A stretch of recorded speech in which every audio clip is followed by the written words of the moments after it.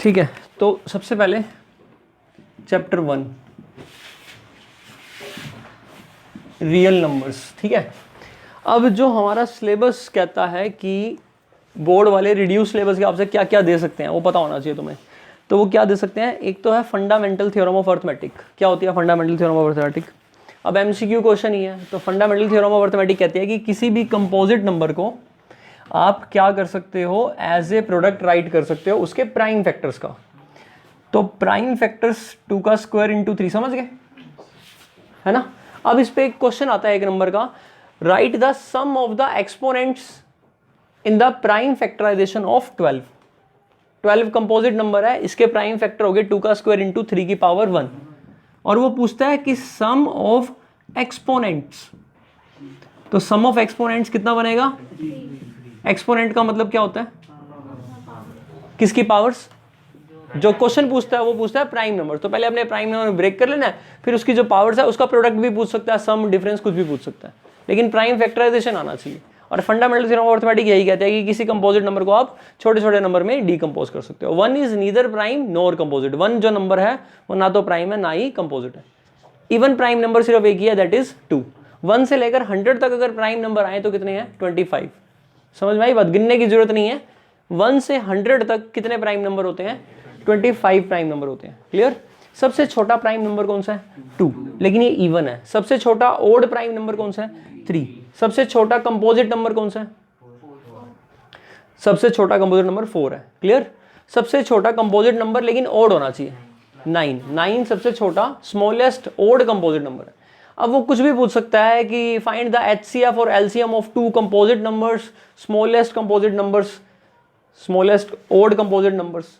तो वो किसी टाइप से पूछ सकता है। 9 के बाद बताना 15, 9 के बाद 15 ओड नंबर है जो कंपोजिट है। क्लियर होगी बात? ठीक है, 2 कॉन्जिक्यूटिव नंबर हमेशा को प्राइम होते हैं। 2 कॉन्जिक्यूटिव नंबर्स 3, 4, 5, 6, 7, 8। क्लियर? तो उनका एचसीएफ कितना आएगा? 1। जिनका एचसीएफ 1 आता है उनको क्या बोलते हैं? को प्राइम बोलते हैं। ठीक है, इसके बाद decimal representation of rational number in terms of terminating और नॉन टर्मिनेटिंग, यानी कि वही जो कंसेप्ट है। ठीक है, ये बात तो आ गई समझ में। एचसीएफ एलसीएम निकालना आता है सभी को? एक बार फिर भी रिकॉल करा देता हूँ। जैसे मान लो आपके पास लिखा है 72, प्राइम फैक्टराइजेशन कर लोगे? ठीक है, अच्छा ये ऐसे भी क्वेश्चन आ सकता है ना, ऐसे ट्री बना दिया 2, 36, ठीक है, और फिर 2, 18, ठीक, फिर 2, 9 और यहाँ पर 3 और यहाँ पर सर्कल डालकर क्या लिख दिया उसने? तो अब x की वैल्यू बताओ। तो x की वैल्यू क्या आएगी? 3 आएगी। समझ गए? ठीक है, ठीक है। अब यहाँ पर 2 की पावर्स कितनी हो गई? 3, और 3 की पावर्स कितनी हो गई? अगर हमें HCF निकालना है, 3 की पावर एक ही है 2 होगी ना, और 2 की कितनी पावर है? 3। अगर हमें इनका HCF निकालना है तो दोनों में कॉमन प्राइम फैक्टर की कौन सी पावर लेते हैं? स्मॉलेस्ट। तो स्मॉलेस्ट क्या पावर है? 2, और इंटू 3 की पावर भी स्मॉलेस्ट, तो कितना आएगा? चलें आगे, कोई दिक्कत? और एलसीएम कैसे निकालते हैं? जो कॉमन है उसकी हाईएस्ट पावर, है ना। डिस्टिंक्ट, बिल्कुल कॉमन तो लेंगे ही लेंगे, अगर कोई डिस्टिंक्ट है तो वो भी इंक्लूड कर लेंगे। ठीक है, कितना आ जाएगा? 8 इंटू 9 कितना आएगा? ठीक है, और हमने ये बात भी बताया कि प्रोडक्ट ऑफ द नंबर्स किसके इक्वल होता है? उनके एचसीएफ इंटू एलसीएम के।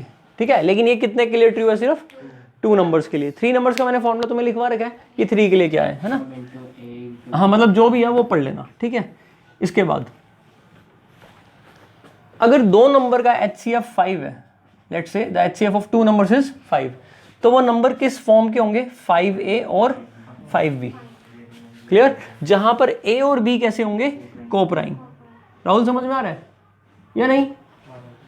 A और B नहीं आया तो पूछ लियो।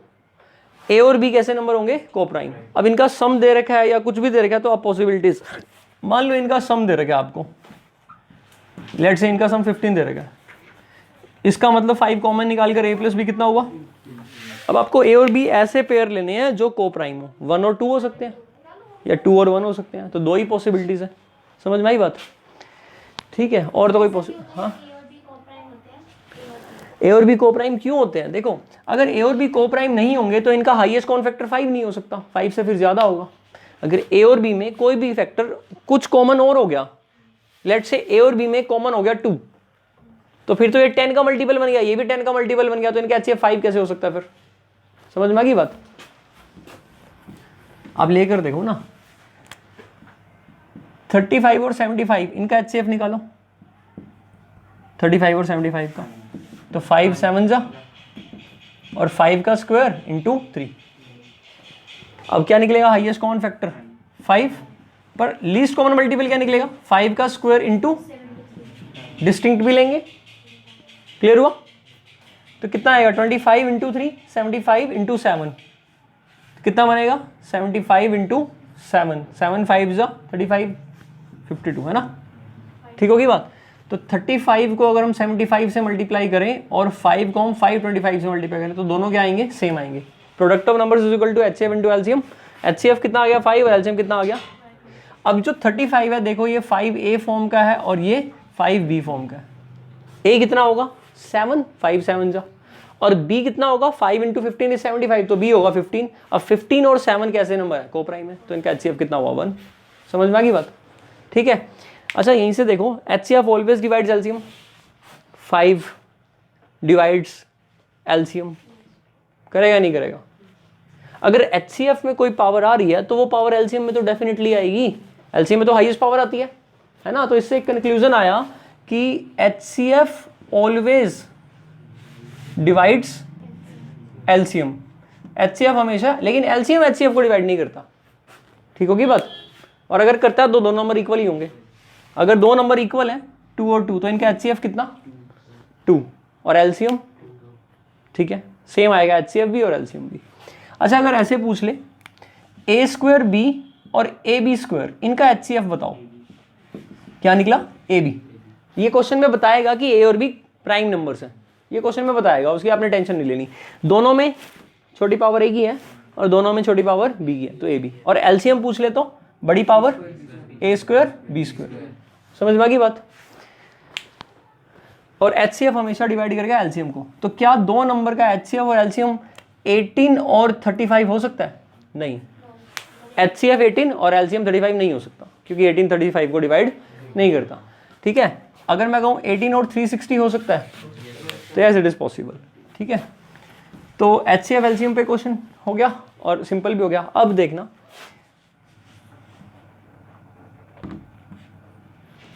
क्या ये नंबर टर्मिनेटिंग है या नॉन टर्मिनेटिंग है? सबसे पहले स्टेप 1, 0 से 0 कैंसिल करो, कितना आया? और 41 नहीं बनते इसके फैक्टर्स, यानी प्राइम नंबर हो गया और कटता भी नहीं है, तो सिंपलेस्ट फॉर्म में आ गया। सिंपलेस्ट फॉर्म में आने के बाद जो डिनोमिनेटर है उसके अंदर 2 की या 5 की पावर्स होनी चाहिए ओनली। अच्छा 2 और 5 की दोनों पावर नहीं है, तो ये कैसा हो जाएगा? Non terminating but recurring. मतलब इसको जब हम डेसिमल में निकालेंगे तो ऊपर बार लगेगा, रैपिडिंग ब्लॉक आएगा। समझ में आई बात? ठीक है, 6/15 ले, तो पहले कैंसिल करें, 3 2 जा 3 5 जा 2/5, तो ये टर्मिनेटिंग है। यस, क्योंकि नीचे 5 आ गया तो टर्मिनेटिंग है। Into 2 multiplied by divide by 4/10 कितना आ गया? 0.4। अब ये पूछ सकता है कितने डेसिमल यानी डिजिट, जो ये आपका पॉइंट है ना, डेसिमल कहते हैं इसको, डेसिमल के कितने डिजिट्स के बाद टर्मिनेट हुआ? 1 डिजिट के बाद। क्लियर? अब जैसे मान लो आपके पास आ गया 6/40, कैंसिल करो, 3/20, और तो नहीं हो रहा। 20 के अंदर क्या करोगे? 4 5 जा 20, इसका मतलब 2 का स्क्वायर इंटू 5।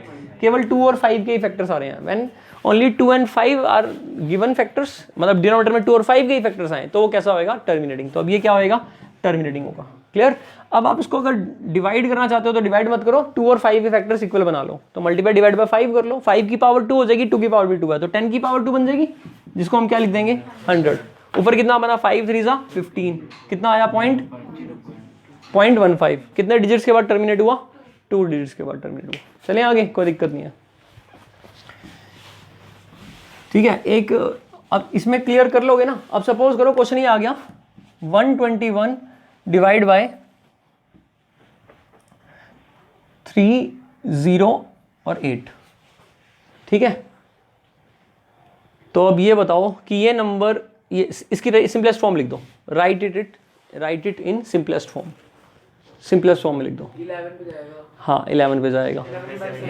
तो 11 और नीचे 11 7 जा 11 3 जा, ठीक है। बट ये तो तुमने चेक कर लिया, अगर ये बड़े नंबर पे जाए तो कैसे चेक करोगे, दिक्कत हो जाएगी, है ना।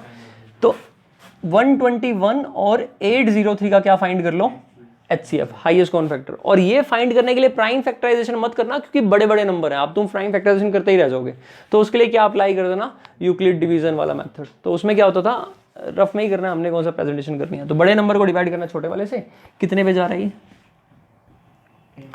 121 7 पे जाएगा, 7 7 2 जा 14 और 7 और 1 8, ठीक। 6 पे जाएगा।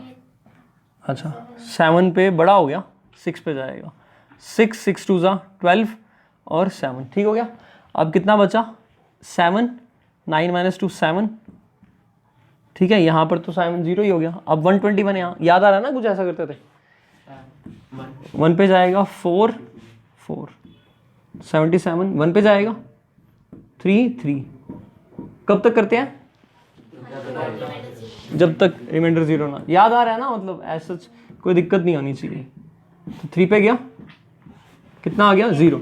लास्ट स्टेप जहां पर आपका रिमाइंडर 0 आ गया वो हमारा क्या है, HCF, क्लियर। और अब HCF निकल गया तो HCF पे ही कटेंगे ये दोनों नंबर। तो कितने भी बड़े दे दें वो आपको, तो उस हिसाब से आपको पता होनी चाहिए चीजें, ठीक है।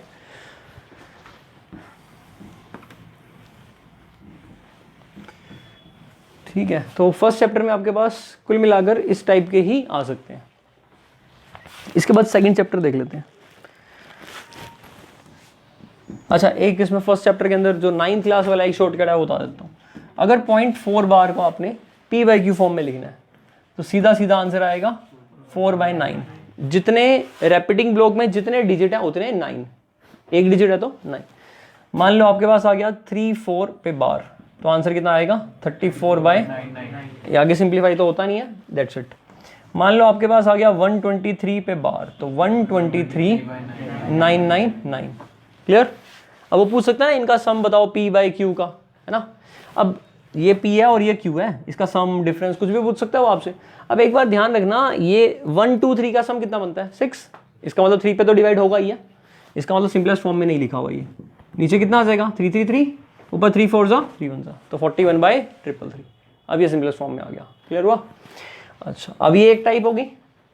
दूसरी टाइप ऐसे हो सकती है 0.34, लेकिन बार कितने पे लगा, सिर्फ 4 पे, एक पे बार लगा। अब इसका आंसर क्या निकलेगा, 34 पूरा लिखो, उसमें से माइनस करो जिस पे बार नहीं लगा हुआ। नींद आ रही है क्या,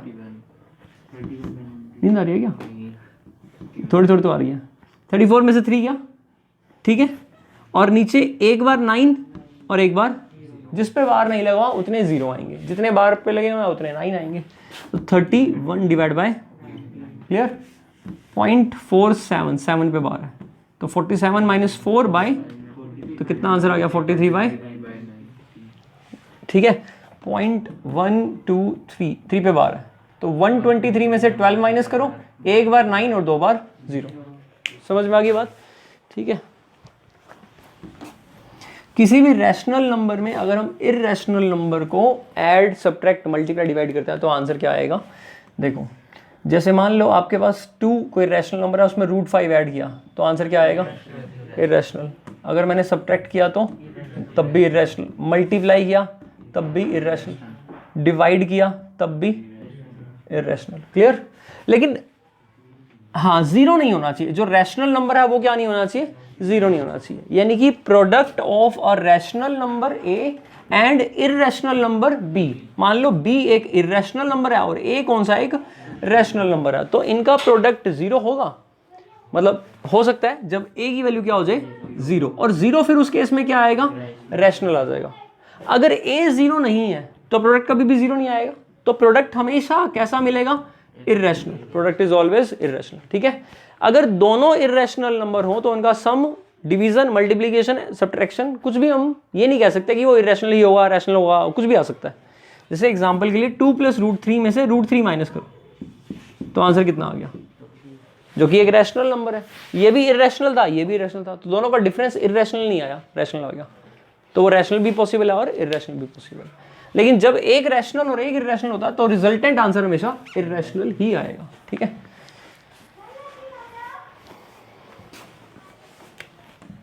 अगर यहाँ पर ऐसे लिखा हुआ है तो इसका मतलब क्या है, x की पावर कितनी, ठीक होगी बात। अब जैसे 32 की पावर 1/5 लिखा है तो हम इसको 2 की पावर 5 और उसके बाहर 1/5, तो इसका आंसर कितना आ जाएगा, समझ में आ गई बात। तो सिंपलेस्ट फॉर्म में हम कन्वर्ट कर लेते हैं। रैशनलाइज करना सभी को आता है ना, ठीक है। आइडेंटिटी अप्लाई करके रैशनलाइज में साइन चेंज हो जाता है, मल्टीप्लाई डिवाइड हो जाता है। तो चैप्टर 1 के लिए मैंने तुम्हें बहुत सारी बातें बता दी। क्या दोबारा बोलो। हाँ हाँ हाँ हाँ हाँ, वो है practical application of HCF and LCM। तो ये बात मैंने बता रखी है तुम लोगों को कि HCF और LCM कब निकालना होता है।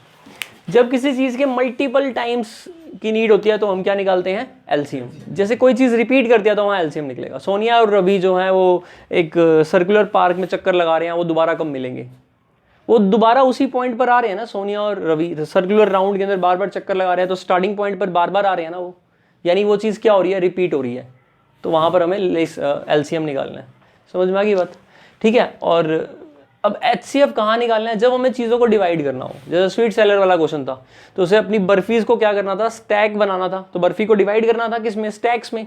इस तरह से डिवाइड करना चाहता है कि मिनिमम एरिया यूज करे। तो मिनिमम एरिया तब हो सकता है जब एक स्टैक के अंदर नंबर ऑफ बर्फीज क्या हो, ज़्यादा से ज़्यादा हो। और उसने ये कह दिया था कि जब आप डिवाइड करोगे तो ये दोनों बर्फी अलग अलग होनी चाहिए। बॉयज़ गर्ल्स के ऊपर क्वेश्चन हो सकता है, बुक्स के ऊपर क्वेश्चन हो सकता है, इस टाइप की बुक्स अलग अलग होनी चाहिए, बॉयज़ गर्ल्स अलग अलग होने चाहिए। तो कैसे हम चीज़ों को एलोकेट करें, डिवाइड करें, डिस्ट्रीब्यूट करें। जहाँ पर डिस्ट्रीब्यूट आ जाए, एलोकेट आ जाए, डिवाइड आ जाए, यानी कि चीज़ों को बांटना हो, डिवाइड डिवीजन प्रॉब्लम हो, तो वहाँ पर क्या निकलेगा, हाईएस्ट कॉमन फैक्टर। फैक्टर का मतलब ही क्या होता है, डिवाइजर, समझ में आ गई बात। और वहाँ वो ये भी कहेगा कि ऑब्वियसली मिनिमम एरिया का मतलब क्या होगा, मैक्सिमम, जो स्टैक के अंदर मैक्सिमम बर्फीज हैं, तो जो आपका HCF निकला है वो नंबर ऑफ बर्फीज निकलेगा, समझ में आ गई बात। और ऐसे ही सोनिया रवि वाले क्वेश्चन के अंदर जब आप LCM निकालते तो LCM की जो वैल्यू निकलेगी वो क्या निकलेगा, इतने मिनट, इतना टाइम निकलेगा या इतना डिस्टेंस निकलेगा, जो भी क्वेश्चन में तुम डेटा ले रहे होगे उस हिसाब से, समझ में आ गई बात। अब वो 12 मिनट में राउंड लगाता तो मिनट लिया होगा, तो मिनट अगर यूनिट है तो दोनों का LCM क्या निकलेगा, मिनट में ही निकलेगा। तो उतने मिनट के बाद वो दोबारा मीट करेंगे तो LCM हो गया, ठीक है। अब जैसे वो बेल वाला क्वेश्चन था, एक बेल 2 मिनट बाद बज रही है, एक इतने सेकंड्स के बाद हो रही है, तो अगर वो बार बार करती रहती हैं तो दोबारा कब मीट करेंगी, दोबारा कब रिंग करेंगी, इकट्ठा एक साथ टोल कब करेंगी, तो दोनों का क्या करेंगे, तीनों का या दोनों का LCM निकाल लेंगे। और लाइट्स वाला क्वेश्चन था, ट्रैफिक सिग्नल पर जो लाइट्स हैं वो बार बार एक 30 सेकंड बाद ब्लिंक कर रही है और एक 15 सेकंड के बाद ऑन ऑफ हो रही है, तो अब 30 और 15 दोनों का क्या निकाल दो, LCM निकाल दो, तो वो दोबारा कब करेंगी, ठीक है। अब तो हो जाएगा। और जितना टाइम आएगा, अगर वो फर्स्ट टाइम इतने बजे हुई है तो जो टाइम आया उसके उसी टाइम पर वो एक साथ करेंगी क्या, नहीं। तो फर्स्ट टाइम में जितना वो LCM आया उतना टाइम ऐड कर दो, तो आपका फर्स्ट नेक्स्ट टाइम पता लगेगा कि दोबारा कब करेंगी। यही पूछना है ना कि दोबारा कब करती हैं। हाँ, तो जब शुरू में दे रखा है कि मान लो तीनों इकट्ठी 9 बजे जो हैं वो हो गई वो ऑन 9 बजे, आपने LCM निकाल लिया, उसका LCM निकला 4 मिनट 25 सेकंड, तो दोबारा कब करेंगी, 9:04 मिनट 25 सेकंड के बाद। जो LCM निकला वो ओल्ड जो गिवन टाइम है उसमें ऐड कर दो, तो नेक्स्ट टाइम जब वो दोबारा करेंगी तो वो पता लग जाएगा, क्या दिक्कत है, नहीं बस समझ में, ठीक है। चलें आगे, अब सेकंड चैप्टर देखते हैं। सेकंड चैप्टर है हमारा पॉलिनोमियल्स। अब सबसे पहले तो पॉलिनोमियल में तुम्हें क्या पता होना चाहिए, इसकी स्टैंडर्ड फॉर्म। और स्टैंडर्ड फॉर्म क्या है हमारे पास, ax² plus c is equal to क्या, px। ये पॉलिनोमियल है। इसके अंदर कंडीशन ये लगी हुई है कि a की वैल्यू क्या नहीं होनी चाहिए, 0 नहीं होनी चाहिए। ये स्टैंडर्ड फॉर्म है किसकी, क्वाड्रेटिक पॉलिनोमियल। वेरिएबल कौन है इसके अंदर, x, a b c coefficients है, a x का कोफिशिएंट है, b x का कोफिशिएंट है और c कांस्टेंट है। b और c 0 हो सकते हैं, क्लियर। अच्छा, इन केस अगर c 0 है तो क्या बनेगा, ax² प्लस bx, तो ये डेफिनेटली ओरिजिन से पास करेगा। ये किससे पास करेगा, ओरिजिन से। 0 0 इसको सेटिस्फाई करेंगे ना। पॉलिनोमियल में p ऑफ x में अगर आप x को 0 डालोगे तो आंसर क्या आएगा, 0 ही आएगा। तो 0 0 इसको सेटिस्फाई करेंगे, है ना। तो 0 इसका रूट भी हो जाएगा। अगर c 0 हुआ तो 0 इसका क्या हो जाएगा, एक रूट या सॉल्यूशन हो जाएगा। अब इसका जो ग्राफ है वो ग्राफ क्या बनता है, एक पैराबोला। या तो अपवर्ड्स बनेगा या फिर डाउनवर्ड्स बनेगा। अगर अपवर्ड्स पैराबोला बनता है तो उसमें a का साइन क्या होगा, ग्रेटर देन 0, और अगर डाउनवर्ड्स बनता है तो क्या बनेगा, लेस देन 0। क्लियर, ठीक है, वहां यही है ना तुम। अब अगर हम देखें कि c का साइन, तो जैसे ये हमारे पास है, अब c का साइन क्या होएगा, पॉजिटिव, क्योंकि वो c को यानी कि y एक्सिस को ओरिजिन के अबव कट कर रहा है, ओरिजिन के ऊपर कट कर रहा है ना, तो फिर c पॉजिटिव होगा, ठीक है। और इसमें c का साइन क्या हो जाएगा, क्योंकि ये नीचे कट कर रहा है, क्लियर। और बी का साइन मैंने तुम्हें बता दिया था, क्या बताया था, वो ट्रिक याद है जो बी का साइन बताया था, क्या है ट्रिक बता। जो लेफ्ट हैंड साइड में अगर पैराबोला बनेगा तो हमें ए का साइन, एक सेकंड, ठीक है। अच्छा इसके कितने जीरोज हैं, 2, सही है। अच्छा एक ये क्वेश्चन भी आ जाता ना, एनसीईआरटी का क्वेश्चन देखे तो कितने जीरोज हैं इसके, जीरोज मतलब जीरोज है ना, जीरोज मतलब रूट मतलब सॉल्यूशन। इसकी डेफिनेशन इंपॉर्टेंट है। एक नंबर के, इसको हम जीरो कब कहेंगे पॉलिनोमियल का, अगर हम पॉलिनोमियल में के रखें तो आंसर कितना आ जाए, तो पी ऑफ के कितना आना चाहिए, 0, क्लियर। अब अगर पी ऑफ एक्स आपको क्या दे रखा है, लेट्स से 5 दे रखा है, तो k will be the zero of polynomial if p of k is what, k does not exist.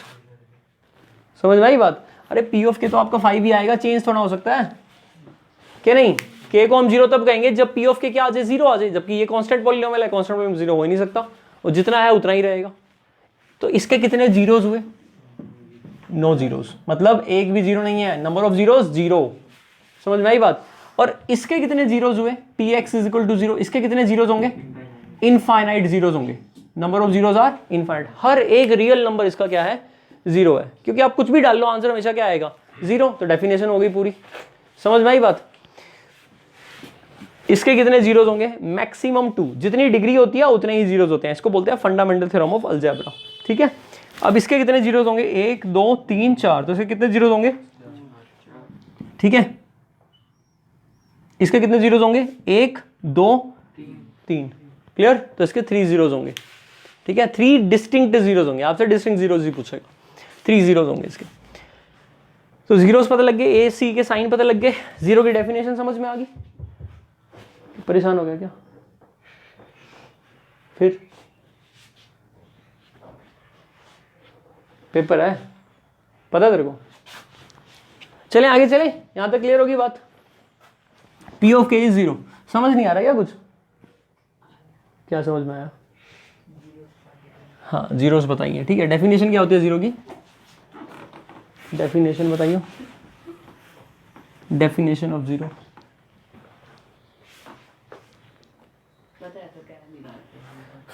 ठीक है, x की वैल्यू अल्फा और बीटा, इसको हम जीरोस को अल्फा और बीटा से दिखाते हैं, क्लियर। अल्फा और बीटा का जो सम होता है माइनस b बाई ए, ये ज्यादा इंपॉर्टेंट है, ध्यान रखना, कोफिशिएंट ऑफ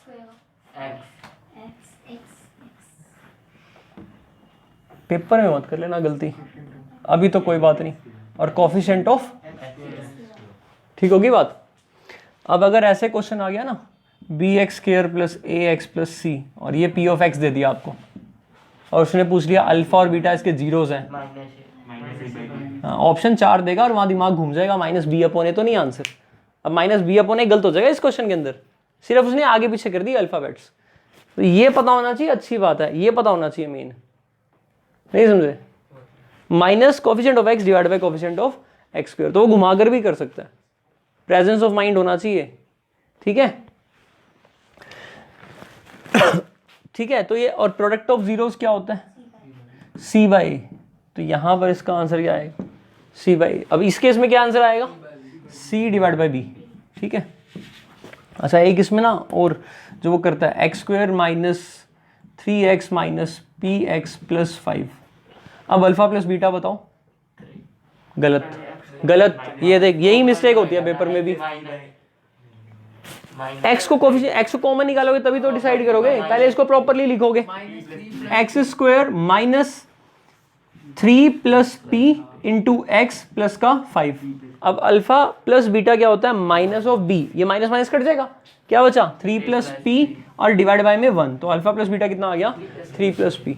समझ में आई बात, ठीक है। और वो कहता है कि इसका प्रोडक्ट और जो सम है, रूट्स का सम और प्रोडक्ट इक्वल है, तो पी की वैल्यू निकालो, तो अल्फा बीटा क्या आएगा, सी बाई 5 बाई 1, और क्वेश्चन कह रहा है बिल्कुल, तो आंसर कितना आ गया हमारा 2, पी की वैल्यू कितनी आ गई, समझ में आ गई बात।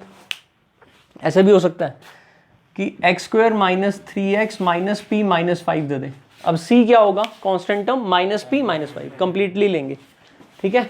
और ऐसे भी पॉसिबल है कि let's say 3x square minus का 4 एक्स प्लस लेट से पी एक्स स्क्वायर देते हैं, तो पहले आपको एक्स स्क्वायर कॉमन निकाल कर पी प्लस थ्री, जो ए बनेगा वो क्या बनेगा पी प्लस थ्री। ठीक है, अगर इनकेस पी की वैल्यू -3 आ रही हो तो उसे क्या कर देंगे हम, रिजेक्ट कर देंगे। रीजन एक्स स्क्वायर का कोएफिशिएंट कभी 0 नहीं हो सकता। ठीक है, तो वो ध्यान रखनी है बातें। चलो तो ये आ गया समझ में। इसको क्या बोल दूंगा मैं, कांस्टेंट टर्म डिवाइड बाय में कोएफिशिएंट ऑफ एक्स स्क्वायर। ठीक है, अब हम किस बात पर थे, ये रूट्स वाली बात समझ में आ गई। ठीक है, अब हम इस बात पर थे कि ए और सी के साइन तो पता लगे थे, बी के साइन कैसे डिटरमाइन करते हैं। ठीक है, तो मान लो ये है, तो लेफ्ट साइड पर हो गया। ठीक है, और डाउनवर्ड हो गया। ए तो क्या है नेगेटिव, सी यहां पर कट कर रहा है तो सी भी क्या होगा नेगेटिव, ओरिजिन के बिलो है। अब बी का साइन क्या होगा, यहां पर क्या था, ट्रिक क्या बताई थी।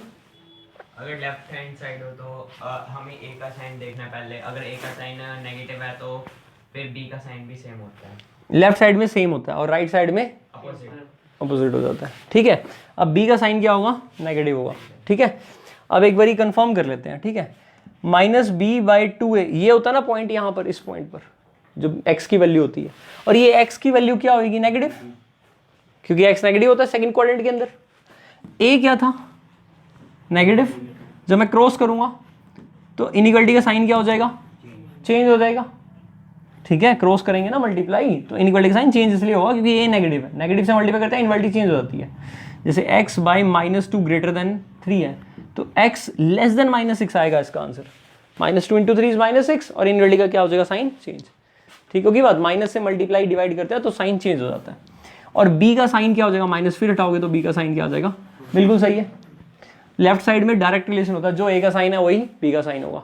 एक बार ऐसे भी कंफर्म कर देता हूं, अगर ये आ गया तो इस बार a का साइन क्या होगा, तो b का साइन भी क्या होगा पॉजिटिव। ये वाले पॉइंट पर -b/2a इसकी वैल्यू क्या होगी नेगेटिव, क्योंकि थर्ड क्वाड्रेंट में भी x क्या होता है नेगेटिव। देखो सेकंड और थर्ड क्वाड्रेंट लेफ्ट साइड में आएंगे तो उसमें x तो हमेशा नेगेटिव रहता है ना। अब a क्या था पॉजिटिव, तो मल्टीप्लाई करोगे साइन चेंज नहीं होगा, -b <0 तो b क्या आ जाएगा >0। बिल्कुल सही है। तो लेफ्ट हैंड साइड के अंदर जो a का साइन है वही साइन किसका होगा b का, और राइट साइड में क्या होएगा अपोजिट हो जाएगा। अब फटाफट से बता दो a का साइन, a का साइन कैसे पता लगा <0 है, डाउनवर्ड है पैराबोला है ना। c का साइन नीचे आ रहा तो <0, पर b का साइन क्या होएगा उल्टा हो जाएगा जो a और c है ना। कैसे, ये वाला साइन क्या है -b/2a, मतलब ये वाला जो वैल्यू है x की, और इसके लिए >0 क्यों होगा, x के फर्स्ट क्वाड्रेंट में है ये। a क्या था हमारा नेगेटिव, तो इनइक्वालिटी का साइन चेंज हो जाएगा, तो -b <0 हो जाएगा, तो b क्या हो जाएगा >0। यही बताया बिल्कुल। ठीक है, अब तो हो जाएंगे ना आरडी के इस टाइप के क्वेश्चन। अच्छा, अब इस पे एक क्वेश्चन ऐसे बनता है, जीरोस के बारे में बता दिया और सम ऑफ जीरो। अच्छा, एक छोटी सी बात और कर लेते हैं फिर बताता हूँ इस पे। अगर आपके पास सम ऑफ जीरोस यानी अल्फा प्लस बीटा, इसको एस से दिखाते हैं, और प्रोडक्ट अल्फा इंटू बीटा क्या हो गया पी, इससे दिखाते हैं। अगर एस और पी गिवन हो तो क्वाड्रेटिक का फॉर्मूला क्या था, के ब्रैकेट शुरू x² - sx प्लस पी। ध्यान रखना कई बच्चे यहाँ प्लस माइनस में मिस्टेक करते हैं।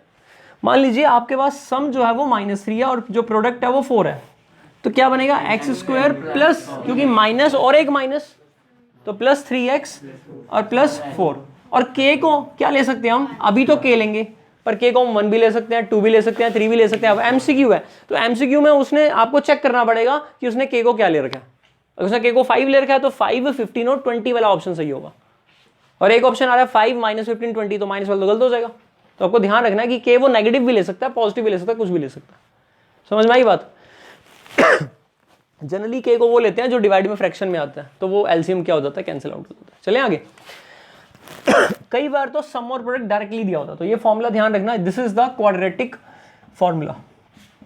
पॉलिनोमियल p ऑफ x निकालने का कौन सा फॉर्मूला, क्वाड्रेटिक फॉर्मूला, मतलब क्वाड्रेटिक पॉलिनोमियल को निकालने का फॉर्मूला जिसमें s और p क्या है सम ऑफ जीरोस और p क्या है प्रोडक्ट ऑफ जीरोस। ठीक है, ये ध्यान रखना है हमने। पहले प्लस आता है फिर माइनस और फिर प्लस। क्यूबिक वाला एज सच सिलेबस में नहीं है ना, क्यूबिक का तो नहीं है, सिर्फ zeros of a polynomial, relationship between zeros and polynomial, quadratic polynomial only, that is the syllabus। तो डिवीजन एल्गोरिथम भी नहीं है और भी कई चीजें नहीं है, लेकिन मैं थोड़ा बहुत बता रहा हूँ तुम्हें। ठीक है, करवा ही रखा है ऑलरेडी, एनसीईआरटी एग्जाम्पलर असाइनमेंट बहुत कुछ करवा रखा है, ये तो कुछ भी नहीं है उसका। अब इसमें देखना, अगर अल्फा और बीटा डायरेक्टली दे रखे हो तो 3 और 5 तो आपके पास दो मेथड होते हैं, या तो डायरेक्ट पॉलिनोमियल ऐसे बना लो x माइनस 3 x माइनस 5, ये अल्फा किसकी वैल्यू है, x की, बीटा भी किसकी वैल्यू है, x की दो वैल्यूज को अल्फा और बीटा कहते हैं जीरोस में। अगर x इज इक्वल टू 3 उसका जीरो है तो x माइनस 3 फैक्टर होगा या नहीं होगा? ऐसा हमने क्वेश्चन किया था ना 3/5 के रूट वाला 2.3 का थर्ड क्वेश्चन। तो x माइनस 3 क्या होगा, फैक्टर होगा, x माइनस 5 फैक्टर होगा, दोनों का प्रोडक्ट पॉलिनोमियल आ जाएगा, एक मेथड। दूसरा मेथड अल्फा प्लस, राहुल नहीं आएगा समझ में ये वाला, अल्फा प्लस बीटा की वैल्यू 8, इसको क्या बोल देंगे s, अल्फा इंटू बीटा की वैल्यू, दोनों का मल्टीप्लाई। अब आपके पास s आ गया, अब आपके पास p आ गया, आगे फॉर्मूला है x square minus 8x plus ये आपका पॉलिनोमियल बन गया। क्लियर? तो या तो सम और प्रोडक्ट दे रखा होगा या फिर जीरोस दे रखे होंगे तो सम और प्रोडक्ट खुद करना होगा। क्लियर? अच्छा, क्यूबिक पे एक बार बता देता हूं, वैसे यार सच इतना कोई जरूरी नहीं है। ax cube plus bx square plus cx plus d ये है, तो alpha plus beta plus gamma, sum of the zeros minus B by A, coefficient of minus coefficient of X square by coefficient of X cube, दोनों का दो का करें तो alpha beta gamma, तो अल्फा बीटा, बीटा गामा और gamma alpha, इसको S1 इसको S2, sum of products taken two at a time c by ए, और अल्फा बीटा गामा। समझ में आ गई बात? दूसरी बात, अगर हमें पॉलिनोमियल चाहिए हो तो x cube minus S1 x square plus S2 x और माइनस प्रोडक्ट, और प्रोडक्ट यही है, ये S2 है और ये S1। रिकॉल हो गया? ठीक है, क्यूबिक में इतना काफी है, तुम्हें ये पता हो बस, दैट्स इट। ठीक है, बाकी हमने फिर वो क्वेश्चंस किए थे ना, if 1 0 is 0 then find the product of other two. अगर एक 0 0 हो जाए, लेट्स से अल्फा 0 हो गया, तो प्रोडक्ट ऑफ अदर टू, ये तो 0 ही हो गया और ये वाला भी 0 ही हो गया, तो प्रोडक्ट ऑफ अदर टू कितना आ जाएगा? समझ में याद आ रहा है कुछ? असाइनमेंट में भी बहुत सारे क्वेश्चन किए थे। अच्छा, एक बहुत सिंपल क्वेश्चन इस पे, अब क्वेश्चन देखो कैसे कैसे आते हैं इस पे, एक नंबर के एमसीक्यू क्वेश्चन कैसे आते हैं। ठीक है, x plus 2 is a factor of k minus 2 X square plus 4kx minus 5, then find k। समझ गए? x प्लस 2 इसका फैक्टर है तो आपको k निकालना है। x की वैल्यू रख देंगे, x प्लस 2 को 0 के इक्वल करेंगे, x की वैल्यू कितनी आ जाएगी, और ये इसका फैक्टर है। अगर फैक्टर है तो पॉलिनोमियल माइनस 2 पर कितना आएगा? समझ में आई बात? क्योंकि ये x प्लस 2 फैक्टर है तो x की वैल्यू माइनस 2 क्या हो जाएगी? 0, यानी रूट। और रूट की डेफिनेशन क्या होती है? पॉलिनोमियल में वैल्यू रखने पर उसका आंसर क्या आता है? तो माइनस 2 का स्क्वायर कितना होगा? 4k माइनस का 8, और x की जगह पर आप रखोगे माइनस 2 तो कितना बनेगा? माइनस 8k माइनस का 5 इज इक्वल टू, बस आपने आगे सॉल्व कर लेना, माइनस का 4k और माइनस 13 इज इक्वल टू 0। समझ में आ गई बात? तो minus 4k is equal to कितना? 13, तो k की वैल्यू, तो ये इसका आंसर आ गया। ठीक है, और दूसरा method sum of the zeros या प्रोडक्ट ऑफ जीरोस से भी निकाला जा सकता है। ठीक है, उस रिलेशनशिप से भी निकाला जा सकता है। बाकी ये ज्यादा इजी है, और अगर ये कह दे कि इतना रिमाइंडर लीव करता है, if x square plus 3kx plus 4 is divided by x minus 1 and leaves 3 as remainder, then find the value of k। तो अब हमारे पास x minus 1 को 0 के इक्वल करेंगे तो x की वैल्यू कितनी आ गई? 1। अब पॉलिनोमियल की वैल्यू कहां पर निकालेंगे? 1 पर। तो अब हमारा जो आंसर आएगा वो क्या आएगा? 3। जब वो पहले फैक्टर था ना तो रिमाइंडर 0 होता था, अब वो फैक्टर नहीं है, जब डिवाइड कर रहा है तो रिमाइंडर कितना दे रहा है? 3। तो वही वाली वैल्यू को किसके इक्वल कर देंगे? 3 के। पहले 0 के इक्वल की थी क्योंकि वो फैक्टर था तो रिमाइंडर 0 था, अब रिमाइंडर क्या है? 3। अब आगे कर लोगे, 1 डालेंगे तो 1 का स्क्वायर 1, 3 इंटू के इंटू 1 3k, और प्लस का 4 किसके इक्वल? 3 के। तो 3k की वैल्यू कितनी आ गई? 4 और 1 5, उधर जाकर माइनस, तो k की वैल्यू कितनी आ गई? -2/3। ठीक है, मैंने अपनी तरफ से कोई कमी नहीं छोड़ी है, तुम्हारे 40 में से 40 आ सकते हैं पूरे अगर कोशिश करोगे तो। और मेरे टेस्ट में तो आए हुए तुम्हारे 40 है ना, मैंने क्या बोला था 35 से ऊपर आएंगे तो समझ लो उसके तो 40 है, तो बढ़िया है। हाँ भाई, नेक्स्ट और देखें इसके अंदर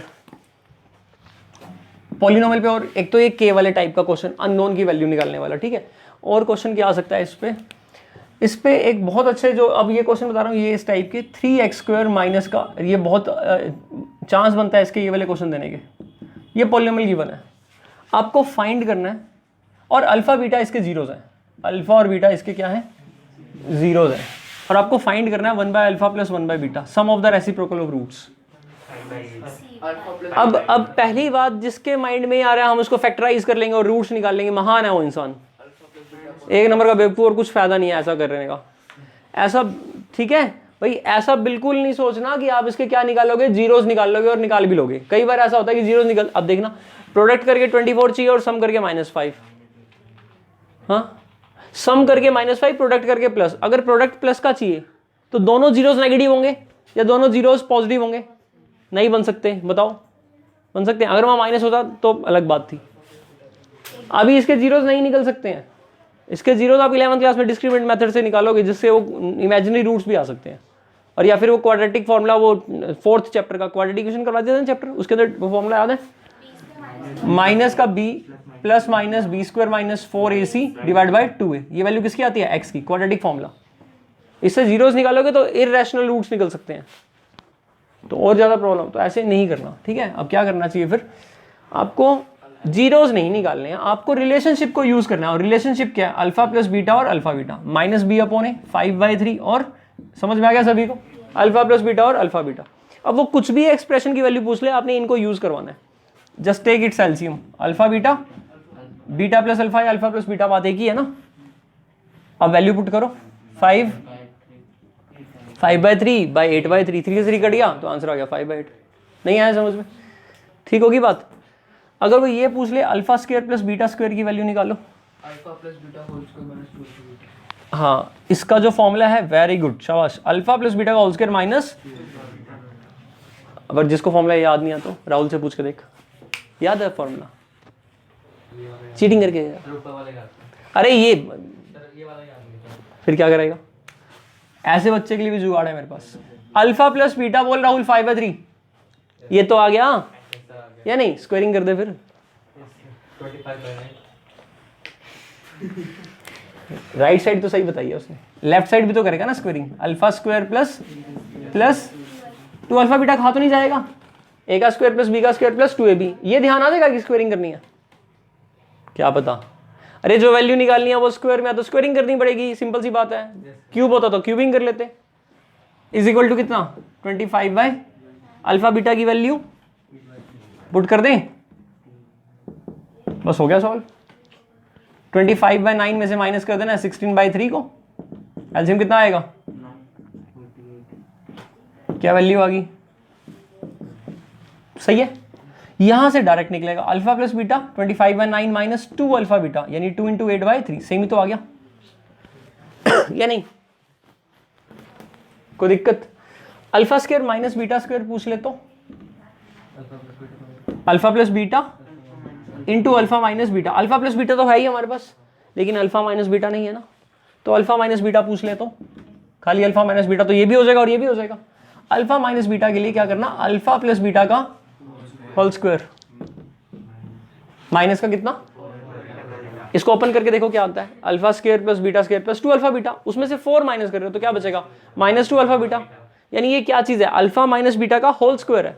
अगर हम उसका क्या कर दें? अंडर रूट कर दे तो क्या आ जाएगा? Alpha minus beta. समझ में आ गई बात? इसकी 2 वैल्यू होंगी, प्लस की भी और, तो प्लस माइनस लगा लेना, तो दोनों वैल्यू आएंगी। जो अब आंसर में अगर दोनों है तो दोनों ठीक है, नहीं तो जो भी आंसर में है उस हिसाब से तुम्हारा आंसर आ जाएगा। तुम्हारे पास दोनों वैल्यूज है। क्लियर हुआ या नहीं हुआ? तो अल्फा माइनस बीटा आएगा तो ये भी आ जाएगा। ठीक है, तो अलजेब्रिक आइडेंटिटीज आपको पता होनी चाहिए ताकि आप इसका क्या कर लो? यूज कर लो। ठीक है, अच्छा कुछ 2-3 बातें इसी में ही बताता हूं।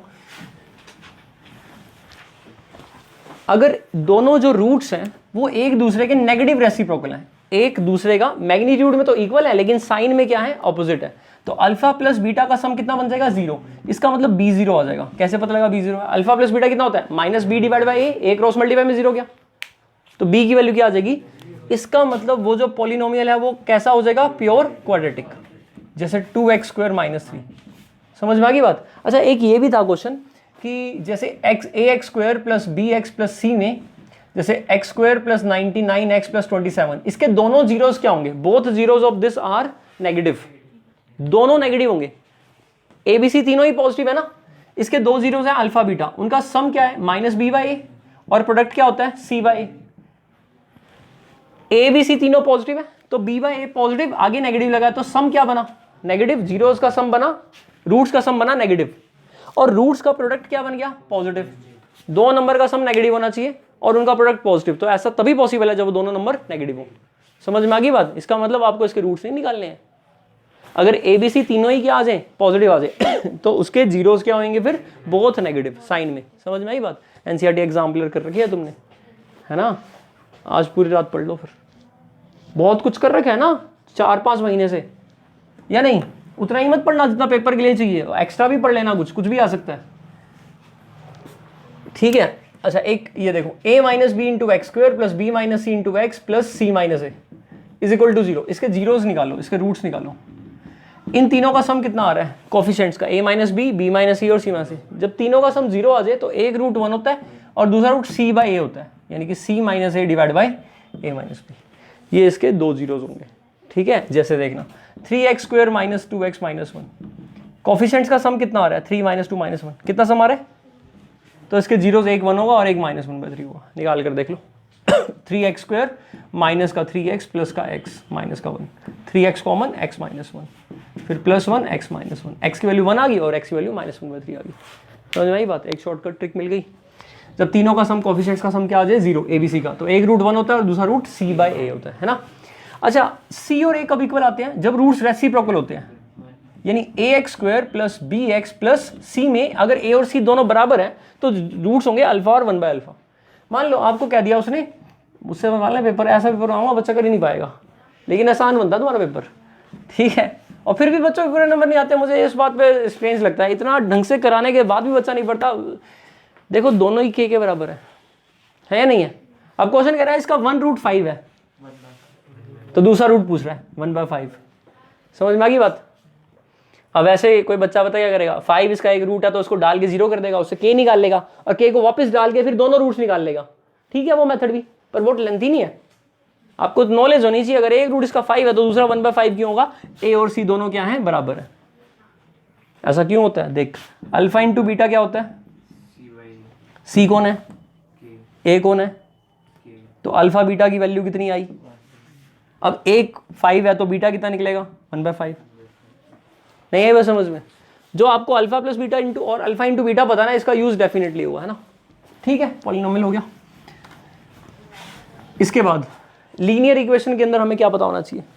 वर्ड प्रॉब्लम अगर नहीं आ रही है लीनियर इक्वेशन में, ज्यादा वर्ड प्रॉब्लम पे फोकस नहीं है, तो फिर तो आसान से ये इस चैप्टर में कुछ है नहीं लीनियर इक्वेशन में। ठीक है, तो लीनियर इक्वेशन में क्या है मेरे पास? ये सिस्टम है a1x plus b1y plus c1 is equal to 0, a2x plus is equal to, तो a1 by a2 is equal to c1 by c2। ये कब कंडीशन लगती है? जब हमारे पास इनफाइनाइट सॉल्यूशन हो। इनफाइनाइट सॉल्यूशन को हम कंसिस्टेंट भी कहते हैं, सही है, ठीक है। और इस केस में जो हमारी लाइंस ग्राफिकली आती हैं, तो वो लाइंस आती हैं coincident lines, the lines are coincident. Clear? दूसरी बात, a1 बाय a2 अगर b1 बाय b2 के इक्वल ही ना आए, या तो तीनों इक्वल आएंगे या फिर पहले दो इक्वल नहीं आएंगे। अब c1 c2 से नहीं देखना, हमने c1 c2 को नहीं देखना है। अब हमारा सॉल्यूशन क्या होगा? एग्जैक्टली वन सॉल्यूशन, जिसको हम यूनिक सॉल्यूशन भी कहते हैं, एग्जैक्टली वन सॉल्यूशन या यूनिक सॉल्यूशन। और इंटरसेक्टिंग लाइंस होंगी। इंटरसेक्टिंग लाइंस का मतलब ऐसी, इसका मतलब there is a unique solution, वो पॉइंट ऑफ इंटरसेक्शन होगा। यहां पर दोनों लाइनें एक दूसरे पे ओवरलैप करेंगी, ओवरलैपिंग लाइन होगी, कॉन्साइड लाइन, ठीक है। और कंसिस्टेंट सॉल्यूशन होगा, ठीक है, सॉल्यूशन होगा कंसिस्टेंट। A1, अच्छा, इसके अंदर हमारा सिस्टम कैसा सिस्टम होएगा?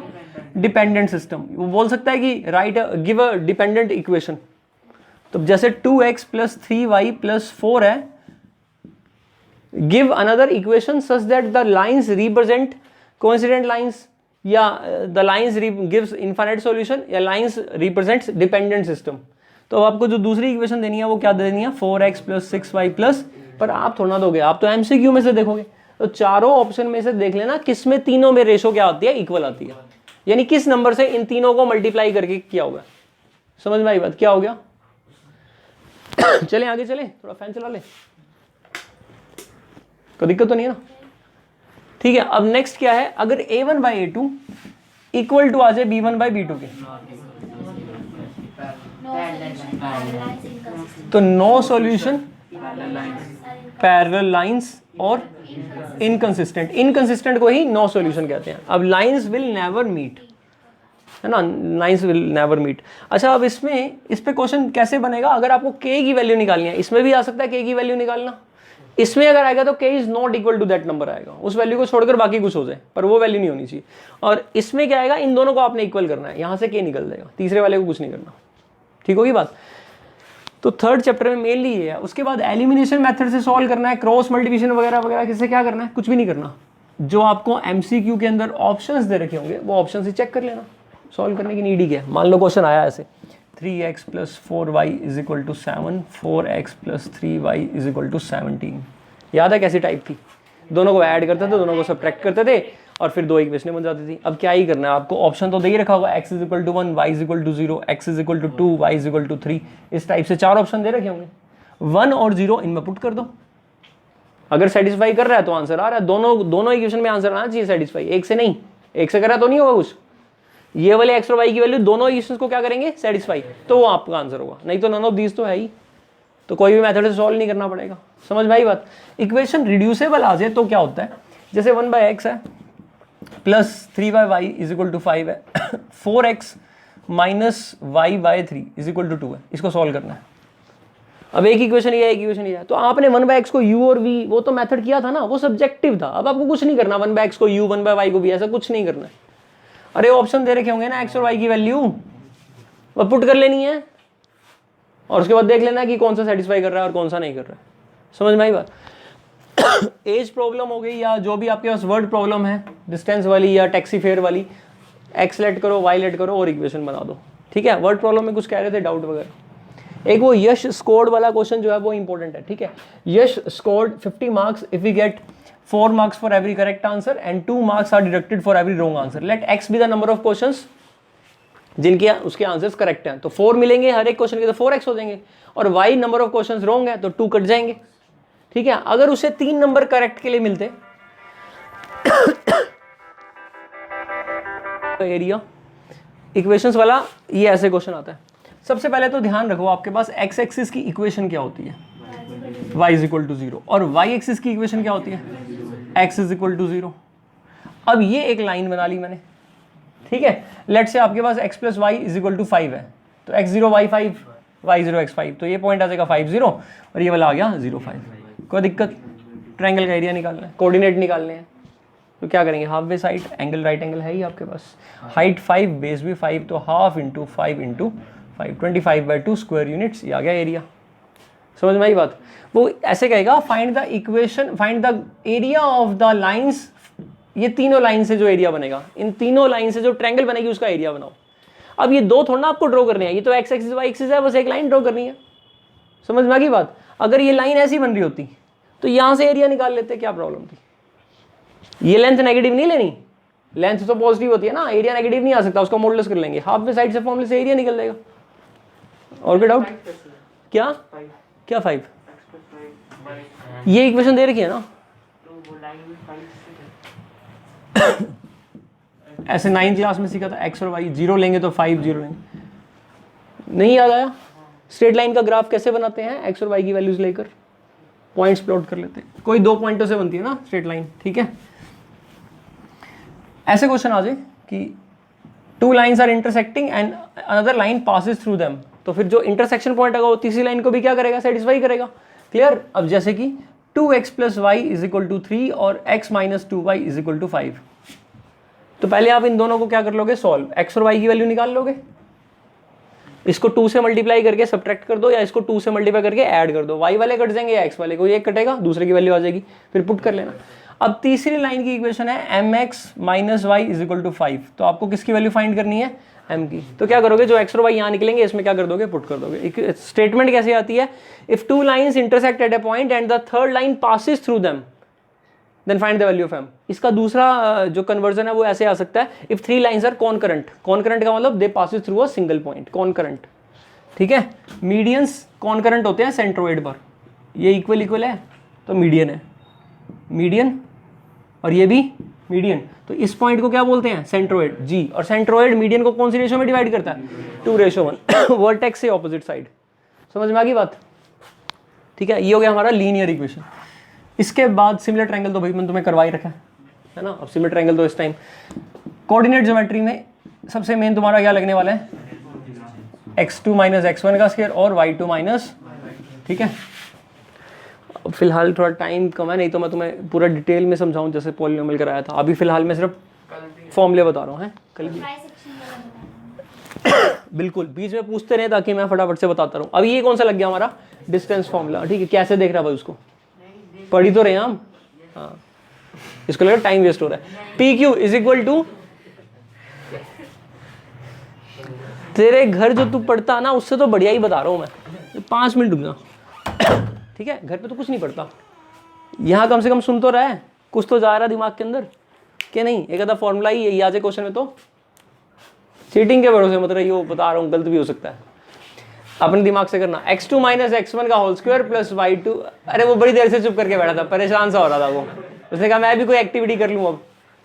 x2 माइनस x1 का whole square plus y2 minus y1 का होल स्क्वायर, ठीक है। ये आपका डिस्टेंस फॉर्मूला हो गया। अगर हम सेक्शन फॉर्मूले की बात करें तो p और q 2 पॉइंट्स हैं और हमें कौन सा फॉर्मूला चाहिए, सेक्शन फॉर्मूला चाहिए। देखो भाई x1 y1 x2, जाना है तो जा सकते हो, अब परेशान मत करना।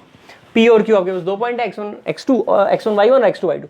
अभी मैं कौन से पॉइंट की बात कर रहा हूँ R, और R जो पॉइंट है वो कौन सी रेशो में डिवाइड कर रहा है, P Q को M रेशो N में। इंटरनल डिवीजन ही है तुम्हारे सिलेबस में, एक्सटर्नल नहीं है, इंटरनल पे ही आएगा क्वेश्चन। तो ऐसे एरो बना लेना और R के कोऑर्डिनेट निकालने के लिए M की मल्टीप्लाई x2 से, N की मल्टीप्लाई x1 से, नीचे इनका सम m प्लस n, फिर m की मल्टीप्लाई y2 से, n की मल्टीप्लाई y1 से, डिवाइड बाय इनका, इसको क्या बोलते हैं सेक्शन फॉर्मूला। अगर यहाँ m और n 1:1 हो जाए तो आपके पास मिड पॉइंट फॉर्मूले में कन्वर्ट हो जाएगा, x1 plus x2/2 y1 plus, मुझे लगता है मिड पॉइंट फॉर्मूले पे एक क्वेश्चन पक्का आएगा। अब वो क्वेश्चन कैसे हो सकते हैं, एक क्वेश्चन ये, पैरेललोग्राम के 4 वर्टिसेस होते हैं, एक वर्टिसेस पूछ लेगा, पैरेललोग्राम के डायगोनल बाइसेक्ट करते हैं ना, इसका मतलब ये मिड पॉइंट बनेगा इन दोनों का भी और इन दोनों का भी। तो एक कोऑर्डिनेट आपसे पूछ लेगा x y मान लेना और निकल देगा, यहाँ पर दे देगा 3 5 लेट से 1 2 और यहाँ पर 6 7, इन दोनों का मिड पॉइंट और इन दोनों का मिड पॉइंट कंपेयर करोगे तो x और y निकल देगा। करके दिखाऊं, ये आ जाएगा। एक सर्कल है, उसका डायमीटर सेंटर दे देगा, एक पॉइंट दे देगा, दूसरा एंड पॉइंट निकालना होगा, क्या लगा मिड पॉइंट फॉर्मूला। यहाँ भी क्या लगा मिड पॉइंट फॉर्मूला, समझ में आई बात। एक और मिड पॉइंट फॉर्मूले का यूज बताता हूँ। देखो आपके पास एक पॉइंट है A और एक पॉइंट है B। अच्छा, डिस्टेंस फॉर्मूले का यूज कहां करते हैं, ट्रायंगल को आइसोसेलेस प्रूव करना है, तीनों डिस्टेंस निकाल लो, 2 डिस्टेंस इक्वल आएंगे, आइसोसेलेस हो जाएगा। इक्विलेटरल करना है तो तीनों डिस्टेंस निकाल लो, तीनों इक्वल आ गए, इक्विलेटरल हो गया। अगर मान लो 2 डिस्टेंस इक्वल आ गए और दोनों के स्क्वायर का सम तीसरे के स्क्वायर के इक्वल आ गया तो आइसोसेलेस भी हो जाएगी और राइट एंगल, तो it will be isosceles right angle triangle. समझ में आ गई बात। और अगर 2 के स्क्वायर का सम तीसरे के स्क्वायर के तो राइट एंगल होगी। ट्रायंगल का टाइप, अच्छा पैरेललोग्राम का टाइप मतलब क्वाड्रिलेटरल का टाइप आ सकता है, पैरेललोग्राम है, रेक्टेंगल है, रोम्बस है या स्क्वायर है। चारों डिस्टेंस निकाल लो और दोनों डायगोनल की लेंथ निकाल लो। अगर चारों डिस्टेंसेस इक्वल आ गए और डायगोनल भी इक्वल आ गए तो स्क्वायर है, चारों डिस्टेंस इक्वल आए डायगोनल इक्वल नहीं आए तो रोम्बस है। ऑपोजिट डिस्टेंस इक्वल आ गए, पैरेललोग्राम है, ऑपोजिट डिस्टेंस इक्वल आए और डायगोनल भी इक्वल आ गए तो फिर रेक्टेंगल है। समझ में आ गई बात, इंपॉर्टेंट है ये चीजें।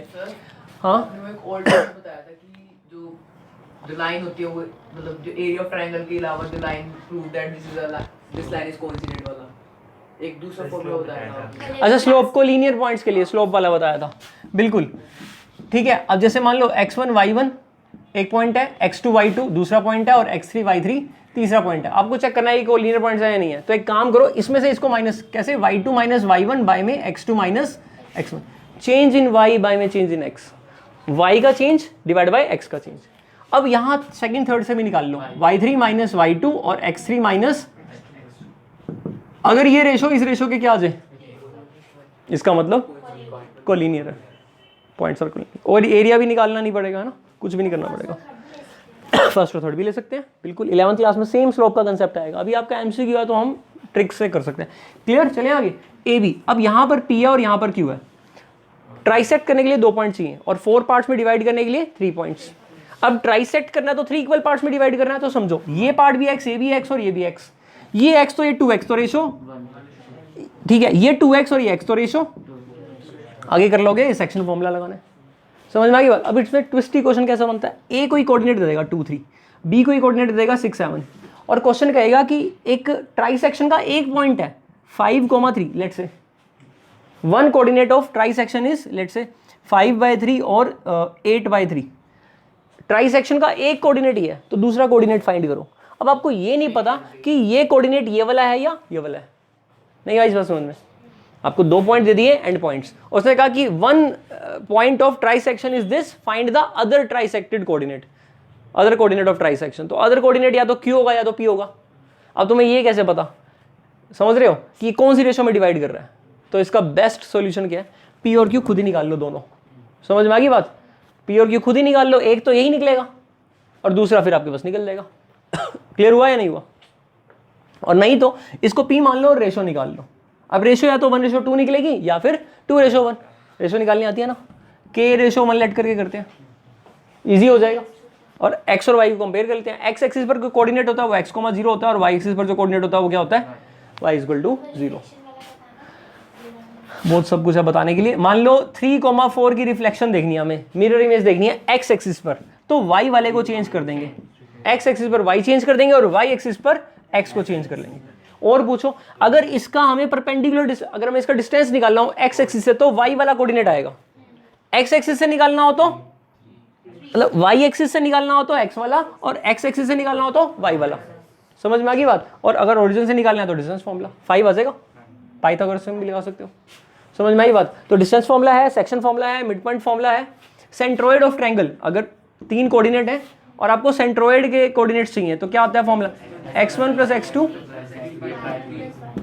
y1 + y2 +, ठीक है। इससे रिलेटेड एक 9th क्लास की प्रॉपर्टी है, if a + b + c = 0 then आपको पता होना चाहिए a³ + b³ + c³ कितना होता है, 3abc। इसका यूज किया जा सकता है बहुत ज्यादा। क्लियर? एरिया ऑफ ट्रायंगल का फॉर्मूला हाफ x1 फिर y2 - y3, डिफरेंस करते हैं y का 1 2 3। आपको 1 2 3 आना चाहिए, 1 2 3, 3 के बाद क्या आता है, 1 आता है। साइकिल में चलो 1 2 3, 3 के बाद 1, 1 के बाद 2, 2 के बाद 3। पहले 1 से शुरू किया फिर 2 3, 1 2 3 x और y का डिफरेंस, फिर करो प्लस, ये एरिया ऑफ ट्रायंगल का फॉर्मूला है। फिर x2 से शुरू करो, अब y3 - y1, फिर प्लस x3। आगे आने वाले सालों में कोविड वाले बच्चे थोड़ा ना रहोगे। अब किसी बच्चे तो, मेरा तो कोविड में था ही नहीं, है मतलब रिड्यूस था।